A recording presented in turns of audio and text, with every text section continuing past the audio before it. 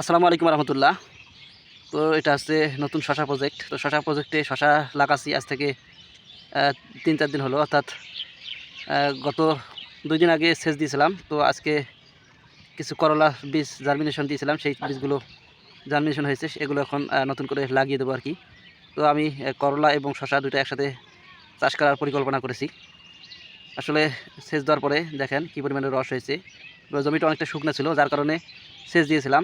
এখন যে করলা জার্মিনেশন করা করলার বীজগুলো সেগুলো এখন লাগিয়ে দেব। এই যেগুলো হচ্ছে আমাদের করলার বীজ। এটা হচ্ছে মাঝারি সাইজের করলার, অর্থাৎ ছোটো না এবার বড় না, মাঝারিটা। এটা হচ্ছে হাইব্রিড F1 হাইব্রিড। তো যেটা লাগা জাত হচ্ছে, এটা হচ্ছে এই যে মূলত জাত হচ্ছে নবাব। এটা হচ্ছে বন্ধন সিডের নবাব করলা বীজ। তো মাশাআল্লাহ মোটামুটি আশা করা যায় এটা ভালো ফলন হয়। দোয়া করবেন, দেখা যাক কি কেমন ফলন হয়। যেহেতু করলার সাথে এবারই প্রথম পরিচিত, এর আগে কখনো করলা চাষ করা হয় নাই। তো মোটামুটি শশার বাজার আলহামদুলিল্লাহ অনেক ভালো। আর এই হচ্ছে শশা প্রজেক্ট। ঈদকে টার্গেট করে লাগাইছি, দেখা যাক কী হয়। আশা করা যায় ঈদের পরে হয়তো হারভেস্ট করতে পারবো, ঈদের সময় নাও পারি, কারণ সময় এখনও অনেক আছে। দেখা যাক কী হয়। তো এখন এই বীজগুলো লাগাবো। আমি 3টা করে শশার বীজ দিয়েছি এবং মাঝখানে একটা করে ফাঁকা রাখছি।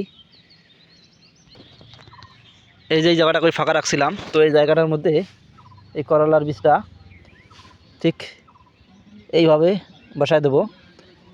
বীজের সবসময় যে জার্মিনেশনের যে মাথাটা, এই মাথাটা সবসময় নিচের দিকে রাখতে হয়, কারণ এটা হচ্ছে শিকড় আর উপরে হচ্ছে পাতা। যদি এরকম উল্টো রাখা হয় তাহলে মানে বীজটা বের হতে অনেক সময় লাগে এবং সহজে বের হতে চায় না। তো এই দেখেন বীজটা বসায় দিছি।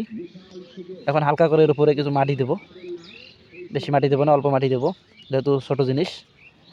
আশা করা যায় খুব তাড়াতাড়ি বের হয়ে আসবে ইনশাল্লাহ। তো সবাই দোয়া করবেন। এবং এই যে দেখেন এই সাইডটাতে কিন্তু রস ছিল আগে থেকে, যেহেতু পাশে ধান, এই সাইডটাতে রস ছিল। আর রস থাকার কারণে কিন্তু এই সাইডটাতে মোটামুটি চারা অলরেডি বের হয়ে গেছে। শুধু একটাতে না, এই যে এটা তো বের হয়েছে, এই যে দেখেন এটা তো বের হয়েছে। আশা করা যায় এখন চারাগুলো সব বের হওয়া শুরু করবে ইনশাল্লাহ। তো সবাই দোয়া করবেন। তো যাই হোক, পরবর্তীতে সবগুলো করলার বীজ ঠিক এইভাবে যে জায়গাটা ফাঁকা রাখছিলাম সেই জায়গাটাতে বসায় দিয়েছি আর কি। এবং এই যে মাঝখানে যে বেডটা দেখতেছেন, আমি 2টা বেড মিলিয়ে একটা করে ভি আকৃতির মাচা দেবো আর কি এবছর, মানে এবার আর কি। তো 2টা বেডের মাঝখানের অংশটা একটু চিকন করছি এবং পরবর্তী যে বেডের যে মাঝখানের যে অংশটা সেটা একটু বেশি বড় করে রাখছি। তো সবাই দোয়া করবেন, ভালো থাকবেন, সুস্থ থাকবেন, আল্লাহ হাফেজ।